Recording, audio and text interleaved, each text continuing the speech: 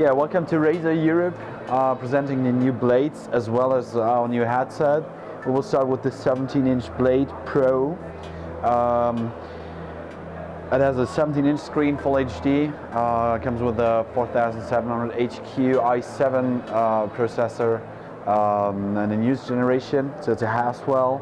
It has two graphic cards, an Intel 4600 for the desktop usage, as well as a 765M for the video games. It has 8 GB of DDR3 RAM, comes with an SSD, so it's quite a fancy machine built for gaming and for gamers by gamers. It also contains the Switchblade UI, which you can see on this side here.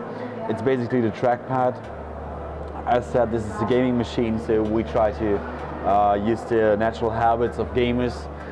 You're normally playing with your hands on the WASD buttons and on the right with the mouse. So that's why we put the trackpad to the side.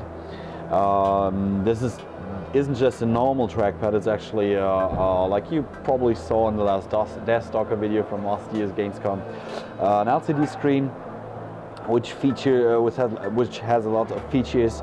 So if you like, while playing, you can watch videos, or you could use this to record macros on the fly. Just record it, set a key for the macro, and everything is done, and you can just repeat it whenever you like.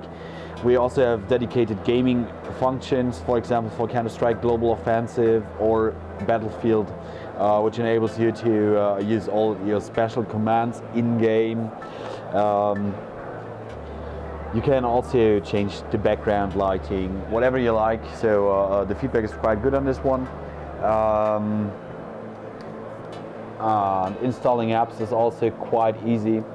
You can just go here and exchange however you like it. For example, you're a designer, we got a lot of feedback from game designers that they quite fancy the blade. So we have a dedicated app for the UDK, for example. We have something for Photoshop, something for Maya. So it's really a hot topic in the gaming industry. And it's also really dedicated to gaming.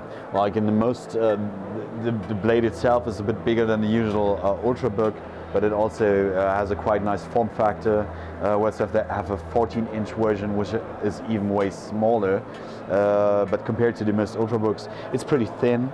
But it still has a great airflow. Actually, make the concept that the graphic card is here and the CPU is here. So whenever you're playing, whatever you're playing, your wrists won't sweat too much.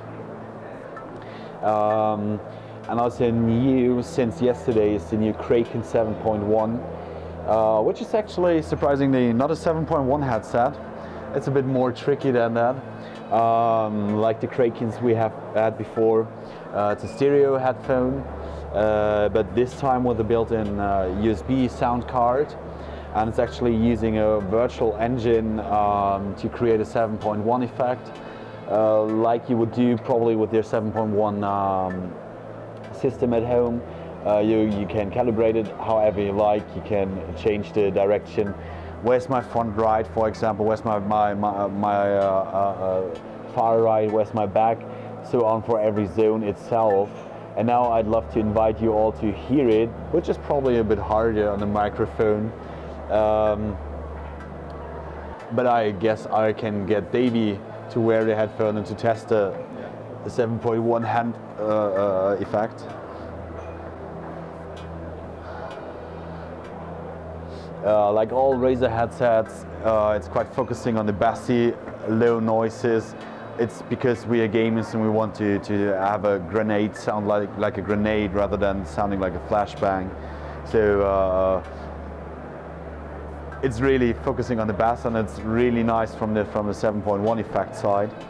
We also have a digital microphone included, which is covering frequencies from 100 to 20,000 kilohertz. So it's pretty up voice. The human voice is normally created low, and the more heights you can include, it's actually getting more clear. It's also lighted. You can turn it off and on with just a simple button here. when it's on, it's green. When it's off, it's out. You can also put it just into the headset and just to carry it easier. The form factor is quite nice. You can change you can even turn off the lighting if you would like to. And the best thing to really experience it is in a game, which is probably not easy to be recorded, but it's awesome to experience.